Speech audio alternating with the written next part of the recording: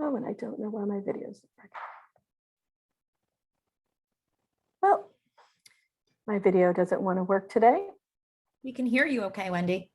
That's wonderful. Okay, everyone, thanks so much for joining us today on Ask the Experts Nutrition Edition.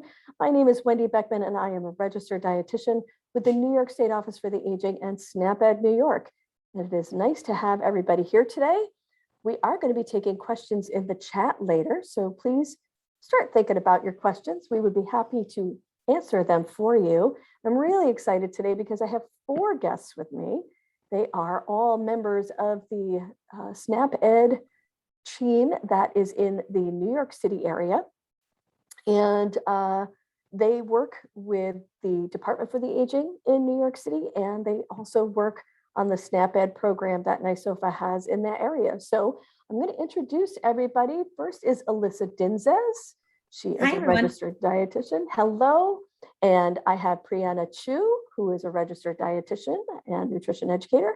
And Tamar Elkin is a registered dietitian, nutrition educator, and Jaleesa Cabrera, nutrition educator in the New York City area. And thank you guys so much for joining me today. Thank you for having me. Yeah, thanks, Wendy. Yeah, absolutely. Yeah, we're happy to have you here. So last year, actually, we talked with our New York City team, and we talked a little bit about New Year's resolutions. And we're going to do sort of the same thing today. We are going to be talking about New Year's resolutions, but we're also going to be talking about, health and fitness goals. And we're going to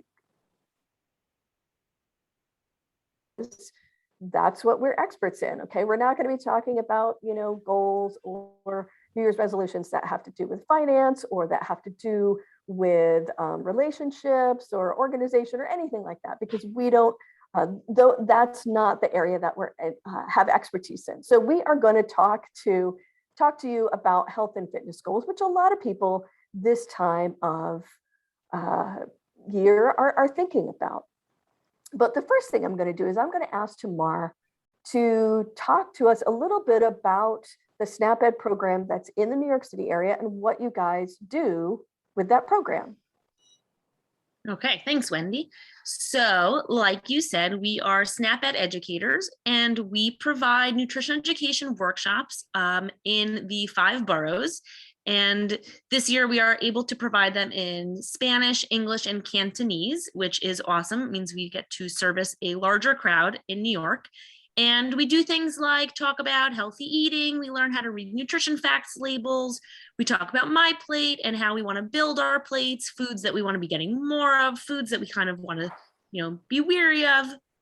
And it's a lot of fun. We cover a lot of ground, and it's over the course of 4 weeks. So, it's nice to build rapport with some of the older adults. And it's really fun to be able to give back to the city that we live in. So it's a really great program, and we love to be a part of it. Thank you, Tamar. I really do appreciate that little bit of information that you gave to us regarding that program. It is a program that's been going on in New York City probably for, I think we're in the 5th year now. So the program focuses on older adults in the New York City area. And like Tamar said, there's a lot of information that's covered in the classes. And one of the things that we can do is put some contact information in the chat box for you. So Tamar, I'm going to have you put your email into the chat box, and then we can share that with the Facebook audience.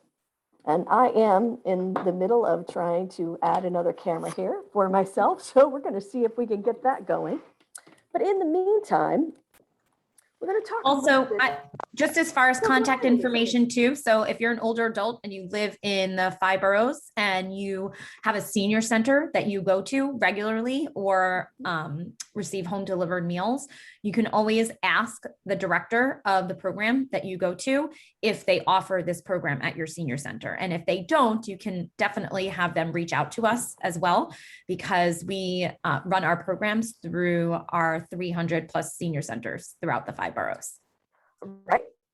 Right, and I know that you've done programs not only in senior centers, but congregate meal sites in some of the NORCs, which are naturally occurring retirement communities in New York City. So there's a lot of different areas that I know that you guys cover.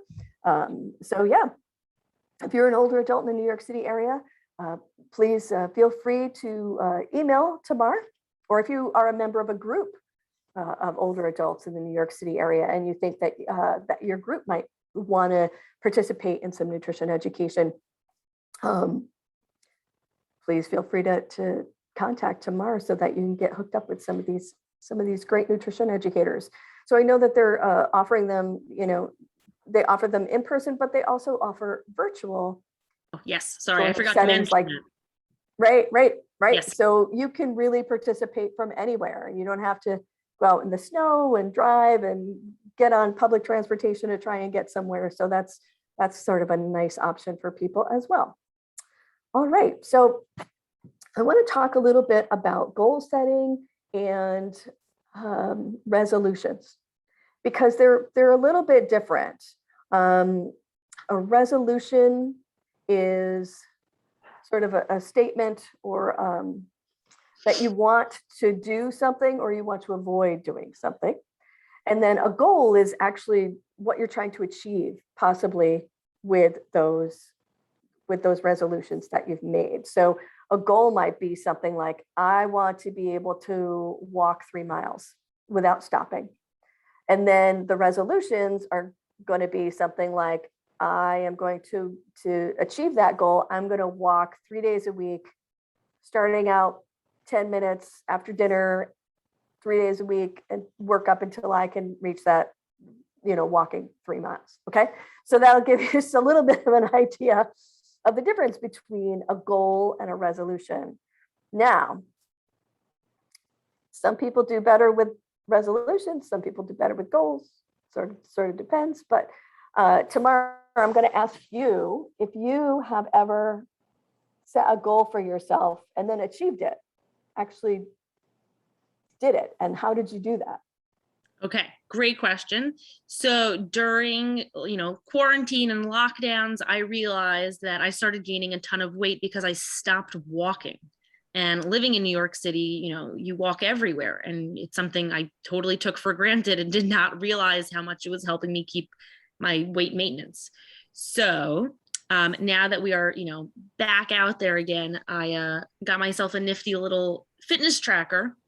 And I was like, that's it. I have to start keeping track. And my goal is 10,000 steps a day. And it'll send you reminders, which I like, right? It'll vibrate a little bit and say, okay, time to take a couple steps. And I have successfully achieved 10,000 steps, I'd say most days since, I want to say the summer. So I'm on a few months now. Obviously, some days are better. Some days your watch is like, hello, are you still alive? And then, some days I can exceed 10,000 steps. So obviously it's a balance like everything else, but I am proud of my accomplishments. So having something sort of give you cues was helpful with that. And then and then tracking it, right? So you found success with those two things. And that works for some people. And I'm wondering if any one of you, so the tracker is something that is something you have to purchase. Do any of you, are you aware of like any apps for the phone that are free that you can download and keep track of things that way, or some low tech ways of keeping track of that kind of stuff? Jaleesa, did you have an answer for that? So if you have a smartphone, they should already have something embedded in the phone. So like if you have an iPhone, you can go to the health and wellness section, I believe. They have the speedometer already in the phone. And if, having a watch or, something that you can visually see all the time is very, helpful as well. But there's also apps called MyFitnessPal that helps you track your food intake and also your physical activity. So it's a Right. nice combo. But there are also other apps like that can applications on your phone that can definitely help you. But I would say if you are not a smart technology person, and I hate using that term, but if you're not a tech person, good old fashioned notebook and paper. I still love my notebook paper. I still have little charts that I make for myself, once a week that helps me visually a lot. I find that, just putting things up on the refrigerator or on my bedroom door or near my computer to, whether it's the My Plate, as cheesy as it sounds, that really does help visually a lot. So I think just finding what works for you is really helpful, but you have to try different ways, maybe just to see what works, and don't be afraid of maybe just feeling like you failed at something that didn't work for you, just try something else. You can also try, just as a remind, like Tamar mentioned the reminder, how her watch buzzes. So if you don't have that, I don't know if the apps will have reminders, but you can also try to find a buddy, like a neighbor or a friend or someone to hold each other accountable for walking. So either you can walk together, or if you aren't able to do that, you can at least call each other to remind each other and hold each other accountable and ask, did you do your walking today? Did you do your stretching? Did you do your exercise? Whatever it might be. But I find that to hold at least myself accountable is sometimes I need somebody else to help hold me accountable. Right. I'm glad that you mentioned that, Alyssa. I actually did something like that with my stepdaughter last year. She was very frustrated and wanted to lose some weight. So she finally sent me a text message, since that's what I do, right? And she said, can you help me? And I said, absolutely, I can help you. So every night we texted each other, probably for almost a year, and said, this is how much I ate. This was the exercise I did. And she was able to lose 25 pounds that way. So wow. yeah. So that was, but she, that's not something that I love to do. That's not, I don't know why, but she needed that. And so I was like, sure, I'll help you, and I'll do that with you. So I have some questions from the audience. One of them is, what are some ways healthy foods can also be made more affordable? And I know that you guys have got some great answers to this, because this is some of the information that is covered in the nutrition education workshops that you guys do. So I can start. Yeah. If that's Go okay. ahead, Alyssa. One thing that you can do to make food more affordable, because food is so expensive these days. We all know that our grocery bills have been going up astronomically. I see that just with my own family also, just the grocery bills. Buying food that's in season significantly helps. I went to the grocery store the other day and I could not believe that I saw a pound of strawberries was $8.99, not organic. Plain old strawberries. It was $8.99 in my regular supermarket, not a fancy store of any kind. And I could not believe it. Now, strawberries are not in season in the wintertime. Right. So, but apples, pears, oranges and bananas, fruit that's in season right now, at least here in the Northeast, really helps to keep the cost down, because you'll notice there'll be sales all the time, especially in those things that are in season. So you can definitely try to eat fruits, at least for produce, fruits and vegetables that are in season. You can also, which might not, I don't know how feasible it is, you could buy when you see sales on things too, like if they have sales on chicken breasts, you could buy a little bit extra and freeze them for another time. I do that also with my family. When I see that there's something that we like to eat regularly, when I see that it's on sale, I do buy more and I stick it in my freezer. If you live alone or you only live in a household with another person, you could buy, even if it's a package that has more, and instead of just freezing the whole package, you could break it up and put them in small little Ziploc baggies or some foil or wrap, and freeze them in smaller portions for just one or two people individually. But buying things that are on sale is also helpful. Just to piggyback on that, because you'd mentioned frozen, that's something I would recommend now. Also, trying to eat seasonally, but there are things that maybe we want that aren't in season. So frozen produce, frozen fruit are going to be a great way to make sure that you can still get them, make sure that they're still affordable, right? And they're at peak nutrition because the frozen fruits and vegetables are picked right when they're the most ripe and then immediately frozen. So they really retain a lot of their nutrition and tend to be more affordable than their fresh counterparts. So especially now with things like strawberries, like Elisa said, that they're not in season, frozen strawberries would be a great alternative. And frozen produce, I think, is also really nice, especially if you live alone or only with one other person.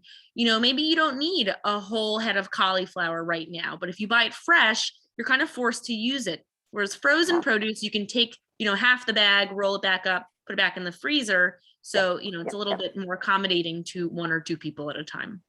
And frozen fruit's great in smoothies. Yes. It's great for smoothies because then you don't need to add ice to it. Because if you just use the frozen fruit, it's great for smoothies. Right. Yep. And one of the things I like to do with smoothies is put some produce. I put frozen produce in there too. One of my favorite things to do is put carrots in or frozen squash because it's a sweeter vegetable. Even cauliflower is great in a smoothie and there you go. You're like sneaking in some vegetables because you want to what do we want to do? Make half our plate fruits and vegetables. And so the more ways we can get those fruits and vegetables into the things that we're already eating, the more you can sort of boost that intake a little bit. So Priyana, go ahead. I would love to have you add something.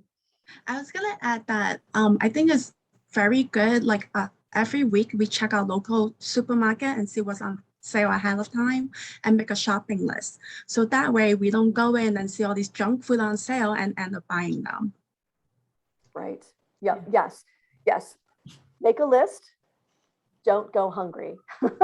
Don't go to the store hungry. I heard a story a couple of weeks ago of my brother-in-law and my sister went to the store and he hadn't had breakfast and he ended up getting hangry.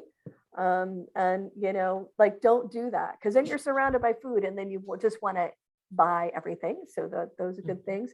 Does anybody want to talk a little bit about buying store brands? Yes, store brands are great and they're always less expensive. So I have the local supermarket is ShopRite, and they've changed their brand to be Bowl and Basket now is like their store brand name. And the stuff is always less expensive, whether it's canned beans or box of pasta, microwave popcorn, milk, you name it. Frozen vegetables, the store brand typically is always less expensive. And as long as you read the ingredients to make sure that they're comparable. So for example, if you buy frozen fruit and you buy the store brand and the only ingredient should be the fruit, it shouldn't have added syrups or sugars to it. So as long as it's comparable, there's no reason to not buy the store brand. The only thing I would say is to just check. Maybe this week they're running a promotion on Dole, right? So then maybe this week Dole is cheaper than the store brand. It's just worth, comparing and contrasting prices. The quality might not be any different, but it's just, important to make sure that you're checking the prices. Right. Which goes back to, I think, the really good point, like Priyana said, just checking those weekly circulars, whether you get them physically by paper still, or even using an application on your phone. You can find the weekly circulars throughout your neighborhood and make that list. You can Tamar said, might be that this week Dole is on sale and it might be cheaper than the store brand. And, sometimes you have to make those choices and make those changes because you want to be on a budget, but you also still want to stay healthy. So, definitely always go out and look. CVS, your drugstores, you can find a lot of good nuts, dried fruit, a lot of those smaller items that, you might find cheaper in a bulk store like BJ's. Check your drugstores as well, because you can find 2 for $5 buy one get one free on cashews and all those types of healthier options that are good snacks too. Oh, right. I really like that suggestion. And one of the things that we always say is that all forms count, right? So fresh, everybody thinks of fresh fruits and vegetables, right? But all forms count. So fresh, frozen, canned, or dried, So one of the things we did not talk about is canned options. Who wants to tackle canned fruits and vegetables? Well, beans are a great canned item. I buy a lot of canned beans because I work and I have 2 small children, and a lot of times I don't have time to soak the dried beans. So I'll buy canned. I look for ones that are lower in sodium and I rinse them beforehand. But beans are also a very affordable protein, high in B vitamins, fiber, and good source of protein, which is great canned. And canned fruit, if you buy them in natural juice or water instead of with heavy syrup or light syrup, it's a great option to have canned fruit as well. Right. And the canned and the frozen options, a lot of times they end up being cheaper because you don't waste them. Right. So many times part of the issue with the cost of fresh vegetables and fruits is the waste part of it. Oftentimes it's just my husband and I now, all of our kids are grown. So sometimes I'll buy fresh fruits and vegetables and they go in the compost. I don't throw them away, but they go in the compost, but they don't get consumed. And I feel bad about that. I hate that. So let's look at another question. What are some ways we can reward ourselves and others in the household in ways other than indulgent foods? I love this question. We're often used sweet treats as a reward. So what are some other rewards that you guys can think of? Maybe if feasible, a financial incentive, like every time you hit a goal or you're really proud of your something, like put $1 in the jar.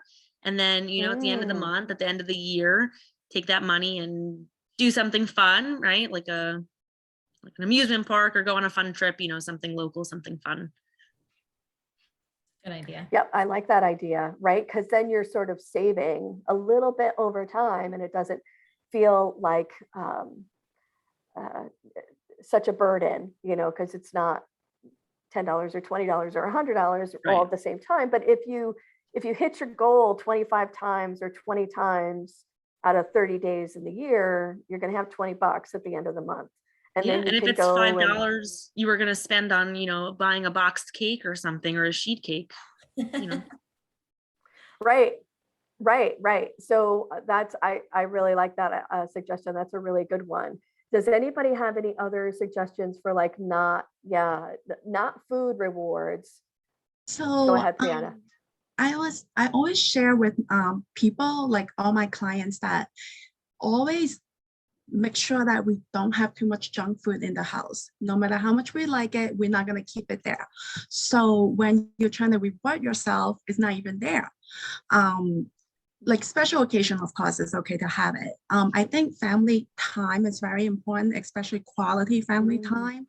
So maybe instead of focusing on food as a reward, we can all go out and take a walk in the park when the weather's nice. And if it's raining or snowing, we'll just play board games together, or even put on some YouTube channel and start dancing away. Something fun, the family will have a great time together, I think would be good. Yeah. Mm-hmm. I love that suggestion. Also, Priyana, I think that time is one of those things that's maybe it's very valuable, but people don't always think of it. So especially if there's children in your life, whether they're children, your own children or grandchildren or nieces and nephews, the choice for you to spend time with that person is a reward, right? You get to do something fun with them that maybe all the time, if you're I'm busy, I can't do that puzzle with you. I can't play that game with you. To just sit down and do that with the person, that's a really nice reward as well, because it's rewarding to you too. I think sometimes I don't take time to do the things that I really like to do. And then when I do take the time to do that, I say, oh, why don't I do this more often, right? Why? What in the world am I doing? I'm sort of depriving myself of these things that I really enjoy. So I have one other question. My doctor suggested I get more fiber in my diet. What are easy ways to boost my fiber intake? Jaleesa, I'm going to throw that one to you.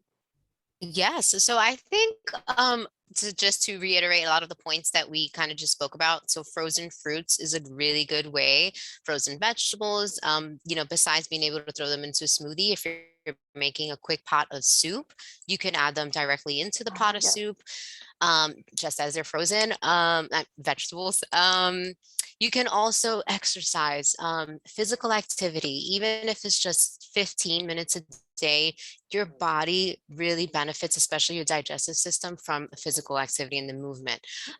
So even if it's just rubbing your belly, maybe that might help with fiber intake, and if you have any constipation issues. But I also think having really healthy snacks in terms of nutrient dense. That's what I wanted to say. Nutrient dense snacks. So making sure you're having snacks that are full of fiber, like nuts. If you want to make a combination of snacks, so you can maybe have like a snack kit where you can have a protein, maybe like a cheese or an egg or boiled egg. Then you can have your nuts, you can have cut veggies, cut fruits. And if you have those prepared ready in your refrigerator, that can be really helpful and a fast way to take it with you or have a quick breakfast or quick lunch.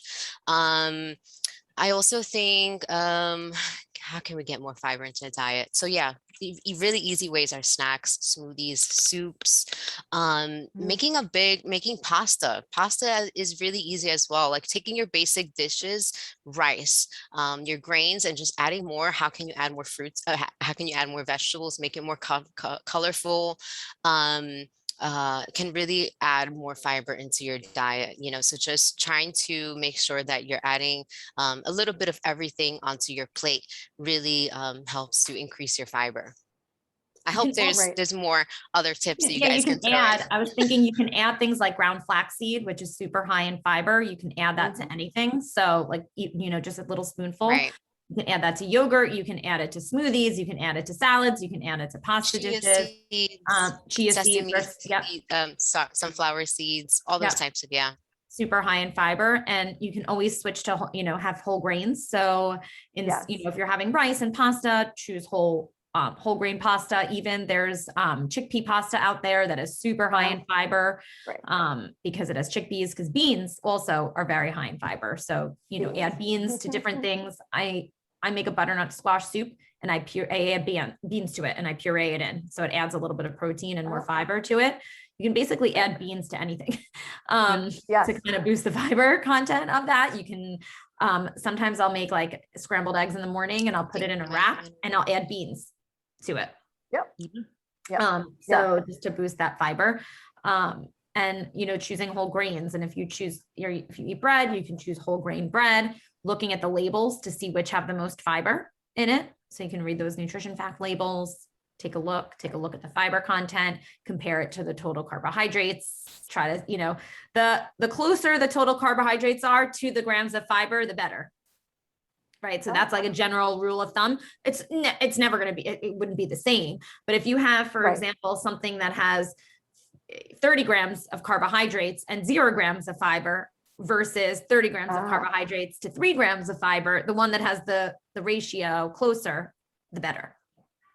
I think also, piggybacking on foods that you're already eating. So like if you're a big oatmeal for breakfast person, and it's cold out, adding that, tablespoon of chia seeds and flax seeds to oatmeal that you're already eating is an easy place to start. If you're that scrambled eggs in a tortilla with beans, throw a handful of spinach or onions. Like there are easy ways to add vegetables or the beans and the seeds to foods you're already eating. If you're a sandwich person for lunch, there's no reason you can't add a lettuce, tomato, and onion and cucumber and pepper to your sandwich, right? Anything we can do to enhance what we're already eating with more vegetables, beans, whole grains. Right. So to sort of summarize that, the foods that are highest in fiber are whole grains are the highest in fiber, like sort of per ounce, and then beans. So Elisa had mentioned chickpeas. So hummus is really high in fiber. So if you get yourself some whole grain crackers, whole wheat, whole grain crackers, dip them in some hummus, have that as a snack, you're going to have a lot more fiber than if you put cheese on your crackers. Now, not to say that there's anything wrong with cheese, but it doesn't have as much fiber in it. So whole grains first. So that's something that you can do, swap out some of those things, some of the pasta that you already eat, make it whole wheat or whole grain pasta. Read the labels, look and see how much fiber is in each serving. Your bread that you're eating, make sure that you're eating whole grain or whole wheat bread. Again, read the label on the back, make sure that the bread is not just brown colored and has no fiber in it, that it has at least 3 grams of fiber per serving. Beans, fruits and vegetables also have a lot of fiber in them. So the more of those types of things that you eat in your diet, you are going to add more fiber. I did actually start adding things like wheat germ and some chia seeds to the oatmeal that I eat in the morning for breakfast, and it does add more fiber.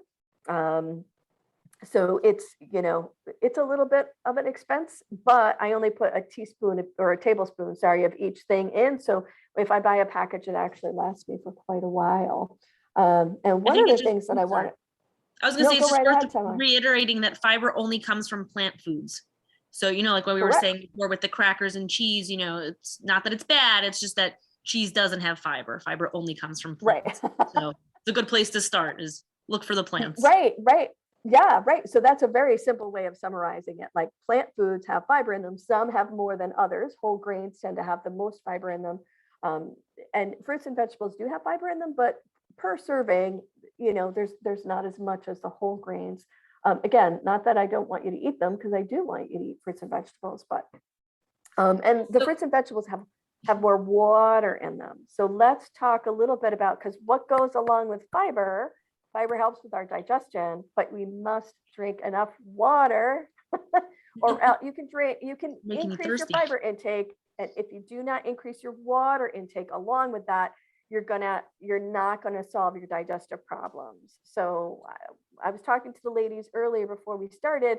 I was talking a little bit about, I'm getting older, and one of the things that I noticed was that I wasn't drinking enough water and I was having digestive problems. So one of the things I did probably about 4 or 5 months ago is in the morning, I drink 12 ounces of fluid of water, usually seltzer, and I add 4 ounces of juice to that.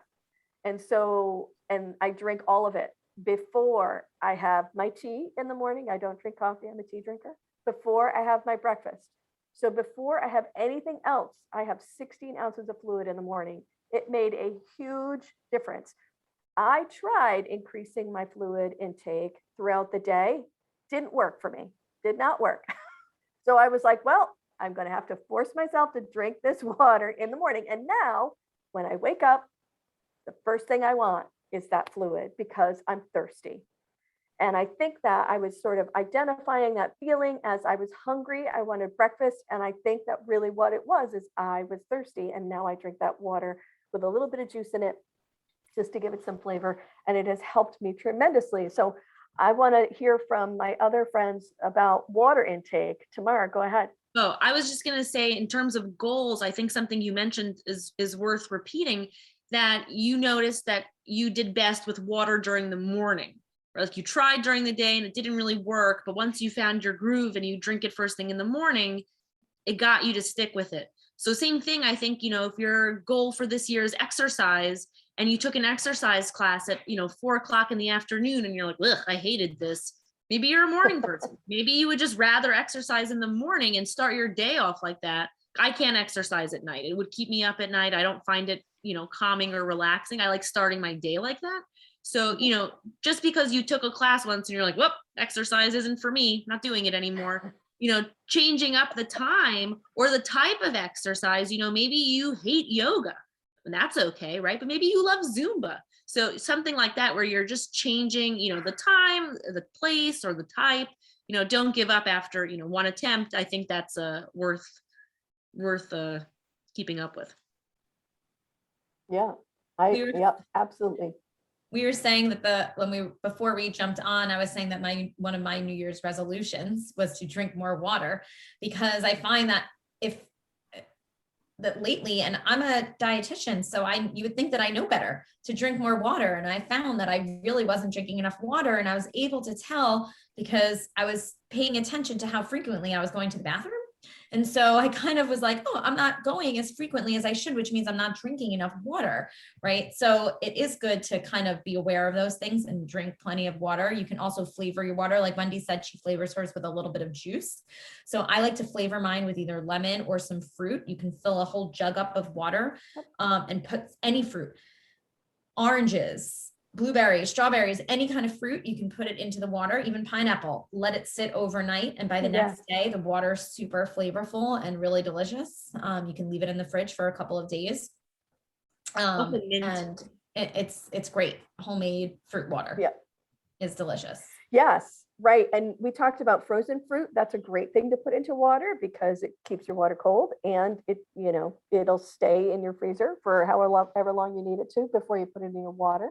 One day I had go ahead. Sorry, Tamar had just said putting mint in your water, and I've heard of putting basil in your water. So if you're more of a savory person instead of sweet, and you like the way rosemary or basil or mint tastes in your water, you can do that. Absolutely. Go ahead, Alyssa. Just on the something I was thinking about back to the fiber, just the adults, the USDA recommends for women, adults, 25 to 30 grams of fiber, and for men, 30 to 35. So I just wanted to mention the amount, because sometimes when I talk to people, we say, oh yeah, increase the fiber. And when we actually sit down and add up how much fiber we're eating, it's like, we'll find, oh, I only ate 12 grams of fiber today or 15 grams of fiber today. So it's important to kind of keep that number in mind as you're looking at those nutrition labels. You can always look, there's a free website called calorieking.com. You can look on there. It's completely free, and you can type in any food. It will tell you the fiber content of the food also. So if you wanted to take a look at how much fiber you're currently eating, I find that to be super helpful. Even for myself, once in a while, I'll just like jot down everything and kind of add up the fiber just to see if I'm still hitting around my target of fiber. And you can do that with water too, you know, kind of tracking how much water. They actually make water bottles now that remind you to drink water. So they're filled up, they're big water bottles, and it'll do the time of day on there. So it'll remind you at like a 9 o'clock, 10 o'clock, and 11 o'clock how much you should have drank. I don't have one of those, but I've seen people with them before, and they're super cool. Yeah, right. So that's something that you can do. You don't even have to have the picture with the, you know, the whatever it is on it. You can just fill up a pitcher. Like if you know that you have a container that contains whatever, 64 ounces, a gallon, you fill it up in the morning, you put it in the refrigerator, and then if it's gone by the end of the day, you know that you've had enough water that day. So that's just sort of an easy, no cost way to make sure that you sort of prompt yourself. Of course, you got to open the refrigerator to do that. I did put the calorieking.com is the website, and I did put that in the chat box so we can share that in the chat box for people. Oh yeah, so the fiber, so calorieking.com, it's a free food database. There's actually several of them out there, but I really like the Calorie King database. It's pretty extensive. The person who does that website, they also put out a book every year.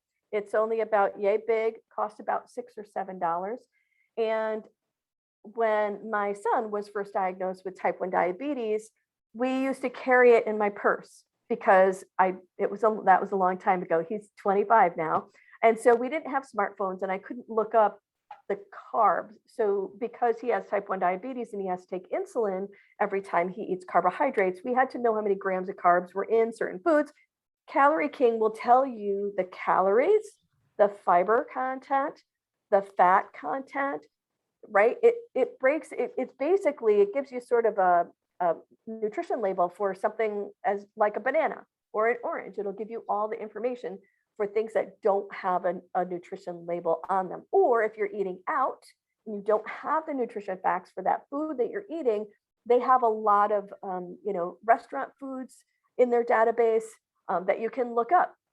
And one of the things that I was absolutely shocked about when we first got our Calorie King book is I looked up it was a slice of cheesecake from the Cheesecake Factory. I think it was the chocolate chip kind of cheesecake from the Cheesecake Factory. And one slice was I thought they meant the whole cake. One slice was almost 1,000 calories. One slice. So I don't know what they're putting in the Cheesecake Factory cheesecake, and I know that it's delicious, but if you go to Cheesecake Factory and you eat that and you already ate your dinner, you're probably going over your calories for the day. And maybe that's okay because you're at a celebration, but you should know that that's what you're doing, because one of the things that I sort of put in the article that I did for the newsletter this month was that, or that was last month, most people in westernized countries over the holidays gain a pound. Now that's fine, except most people don't lose that pound, and then they end up gaining a pound year after year after year. And after 10 years, you gain 10 pounds. And that's if everything else is stable. So that's just one of the things to keep in mind. It's one of the things, that's why it's good to track your food intake sometimes. Okay. This is a good question. How many ounces of water should an 80-year-old diabetic with bad kidneys drink? Now, that's a loaded question. And I used to work in dialysis, so I'm just going to say a couple of things about that. If you were on dialysis, you're going to have a fluid restriction. If you are not on dialysis, you might have a fluid restriction. You might not. So it depends on whether or not you have a fluid restriction or not. Does anybody else have, just some general information about how many ounces of fluid you could drink a day? Go ahead, Priyana. I was gonna say, I actually happen to also specialize in kidneys. Depending on the stage of kidney disease, like this person may have stage 2, stage 3, stage 4. So the best answer, which we don't want to give you the wrong answer, is to ask your kidney doctor, because there could be a chance that you have edema, you have all this fluid retention, and they don't want you to drink so much fluid, or they want you to drink more fluid so that you can wake the kidneys up and to get it working. So I would ask your doctor. Yeah. Excellent point. Yes. You're going to work with your doctor. If you are under the care of a nephrologist, which is a kidney doctor, you may see a dietitian on a regular basis. And that is one of the people that you can also talk to about your diet, about your fluid restrictions, if you have some kidney issues. So all of those things are important to know. So I wish we could give you a definitive answer, but we can't. The answer is it depends on you, right? And on your medical conditions. So that's important. Let's see. Well, we're doing pretty good on time here. I think that probably the last question I'm going to ask you guys is, do any of you have an example of when you sort of set a goal for yourself and it didn't work out, and you maybe got to a point where you either had to reset and try again, and you tried something different that did work for you, or you had to sort of restructure your goal or your resolution? Does anybody have an example of that? Go ahead, Alyssa. So when the pandemic first hit and we were all staying at home, I kind of got super motivated to walk, and I bought a bike in my house, and I was super motivated those first few months. I'm like, this is not going to get the best of me. I'm going to continue with my exercise. I was going for long walks every day. And then I stopped because I think I got bored, right? Because doing the same thing sometimes over and over and over again can get really boring. So I set out to continue exercising at least 5 times a week, having like a good exercise, but I noticed I stopped doing it. So I kind of had to change what I was doing and pivot a little bit. And sometimes that's okay. If we set out a resolution or a goal and we don't achieve our goal, it's okay to kind of pivot what we do. So I finally did, when things were safer, I joined back the gym, because I felt like I really needed to do something different, that what I was doing still wasn't working for me. And it doesn't have to be joining a gym. I could have, joined different online fitness classes, or did yoga on, different forms of exercise. You can do anything. It doesn't, for me, it was going back to the gym to do different things. And then I was able to stick with it, because once I started doing something different and got rid of that boredom, it was super helpful for me. So I think sometimes just recognizing that it's okay if we don't hit our goals, but looking at why, trying to figure out why. It wasn't that I didn't want to exercise. It wasn't that I didn't like to exercise. It wasn't that I didn't have the time to exercise. It was that I was bored. with what I was doing. Mm. So Yep. we need to look at why, if we're not achieving our goals, take a look at why, and that can help you figure out how to change so that you can hit your goals. I can piggyback Right. on that. I think also, maybe it wasn't for you, but for me, like that financial motivation of like, okay, if I paid for the gym, like I have to go to the gym, or if I signed up for this workout class, that's it. I already paid for it. I have to go. Whereas like walking, I was like, I can walk tomorrow. You know, it's supposed to be nice out tomorrow. I'll walk tomorrow. One of those things where like I found myself making excuses like, oh, there's like a 10% chance of rain. You know what? I'll go tomorrow. And then like those things kept cycling. But you know, if you paid for that class, or you know, if you signed up and you know, you carved that time out in your schedule, I found myself a little bit more committed to it. Yeah, I wish so much that I was motivated by going to the gym. I hate the gym. I hate it. I hate going to the gym. I hate getting dressed to go to the gym. I hate driving to the gym. I hate it. I hate it. But I love exercising outside, which is hard to do in the winter months. Do any of you have suggestions on sort of things that you can do in your home, especially when it's colder outside, that don't cost anything? Yoga. There's tons of free yoga videos out there. Where? Where? I don't know because I'm not a Oh, yoga. come on. Too. I know we can look if anyone has them, but also again, if you're in New York City and you are a member of any senior center or interested in becoming a member of any senior center, you can look up on the New York City Department for the Aging website and find out where all the senior centers are located and find one that's located close to you. Right.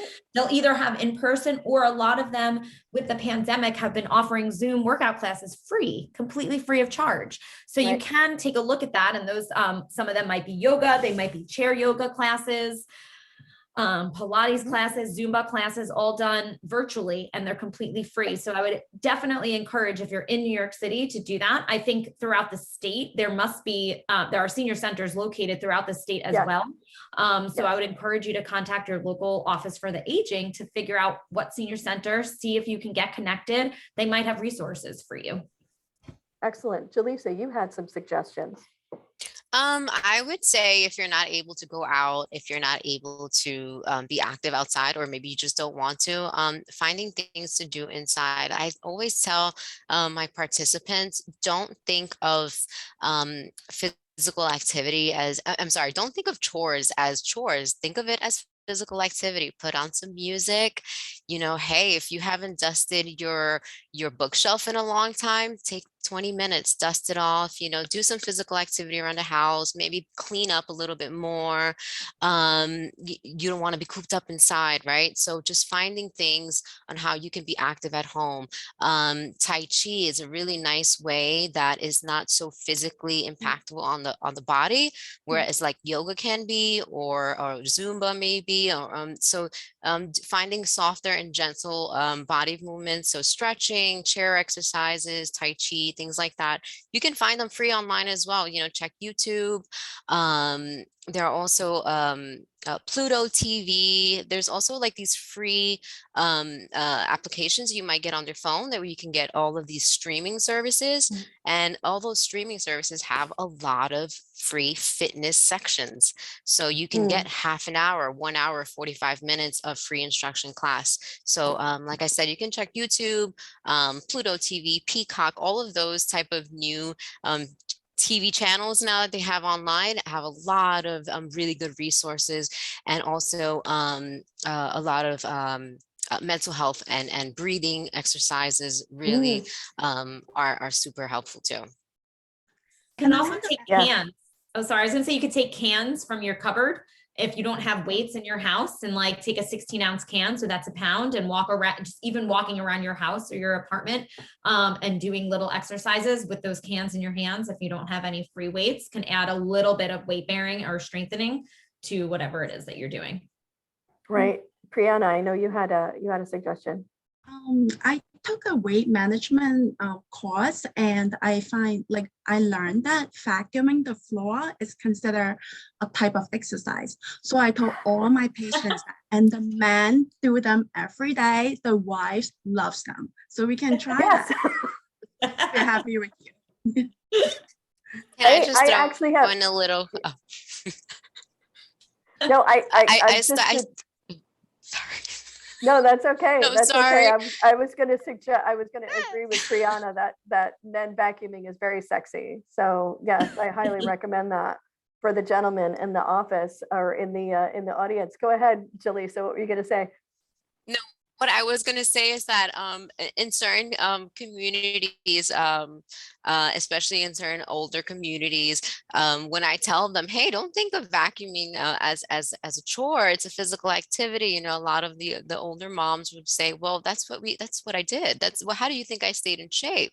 You know, a lot of the older communities, and it's very normal to just be that cleaning housewife and sort of, right? So a lot of them would take it almost offensive when I would say, you know, don't think of chores as physical activity. Go clean your house and have fun doing it. And so many of them would say, that's what I did for 40 years. Don't tell me that. So it really works, you know, that you know, I would say with our generation and a lot younger, you know, that type of advice. But you know, because let's be honest, we're not as physical active as many of our you know, our past generations were, right? So I mean, as we can see, we're sitting here, we're having conversation online, but try to always find ways that you can just be active, you know, and find the joy in it as well. Just try to find it fun, make it fun.